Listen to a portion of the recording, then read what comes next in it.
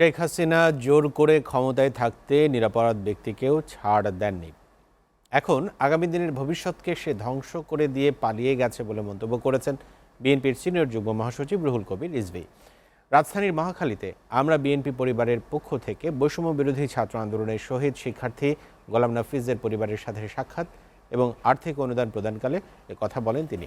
রিজভী বলেন, আওয়ামী লীগ বরাবর মানুষের গলা টিপে ধরে এক পরিবারের রাজত্ব কায়েম করেছিল। পাঠ্য বই থেকে শুরু করে সবখানে শেখ মুজিবুর রহমানের বাড়তি কথা তুলে ধরে সবার অবদানকে অস্বীকার করেছে। বেনজির হারুনদের মতো লোক তৈরি করে গুলি করে নিরপরাধ মানুষ হত্যা করেছে। নাফিজদের আত্মত্যাগ বৃথা যেতে দেয়া হবে না উল্লেখ করে তিনি বলেন, নাফিজ মুগ্ধ আবু সাইদদের স্বপ্নের বাংলাদেশ গড়ে তোলা হবে। এ সময় নাফিজের মা হত্যাকারীদের বিচার এবং নাফিজ যেখানে শহীদ হন সেখানে নাফিজ চত্বর ঘোষণার দাবি জানান। এই দেশটিকে বানাতে চেয়েছে একবারই শেখ দেশ, শেখের পারিবারিক দেশ, তাদের পারিবারিক জমিদারি।